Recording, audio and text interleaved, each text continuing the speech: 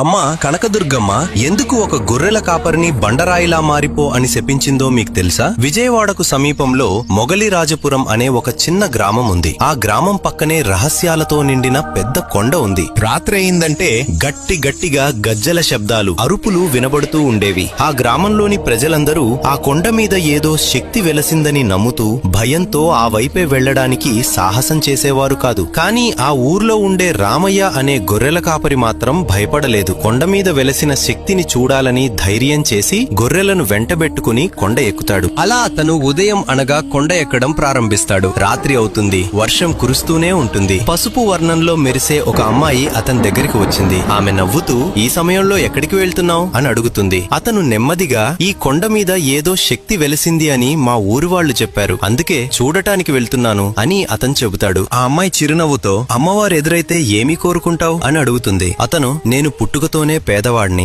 ఎన్నో కష్టాలు చూశాను, ఇకనైనా బాగుగా బ్రతకటానికి కొద్దిపాటి ధనం అడుగుతాను అని చెబుతాడు. ఆ అమ్మాయి నవ్వి, నీకు ధనం కావాలి అంతే కదా, ఈ కొండ మీద ఉన్న అమ్మవారు అందరూ చెప్పినట్లే చాలా భయంకరమైనది, ఎందుకు నీ ప్రాణాలను ప్రమాదంలో పెట్టుకుంటావు? ఇదిగో ఈ మూట నిండా బంగారు నాణేలు ఉన్నాయి, తీసుకుని వెళ్లిపో అని చెప్పి 2 షరతులు పెడుతుంది. మొదటిది, నేను నీకు ధనమిచ్చానని ఎవరికీ చెప్పకూడదు. రెండవది, ఈ మూటతో కిందికి దిగేటప్పుడు వెనక్కి తిరిగి చూడకూడదు, చూసిన క్షణమే నువ్వు రాయిలా మారిపోతావు అని చెప్పి అక్కడి నుంచి మాయమైపోతుంది. రామయ్య ఆ మూటను తీసుకుని కిందికి దిగుతుంటాడు. అంతలో వెనక నుంచి ఎవరో పిలిచినట్టుగా అనిపిస్తుంది. ఒక్క క్షణం మరిచిపోయి ఎవరు అని వెనక్కి తిరిగి చూస్తాడు. అంతే, క్షణంలో అతను రాయిలా మారిపోతాడు. రామయ్య భార్య అతని కోసం ఎదురు చూస్తూ నిద్రపోతుంది. ఆమె కలలో రామయ్య కనిపించి, కొండ మీద అమ్మవారు నిజంగానే ఉన్నారు, అందరూ అక్కడికి వెళ్లి పూజలు చేయండి, ఇచ్చిన మాట తప్పిన కారణంగా నేను రాయిలా మారిపోయాను అని ఏడుస్తూ చెబుతాడు. ఆమె ఉలిక్కిపడి లేచి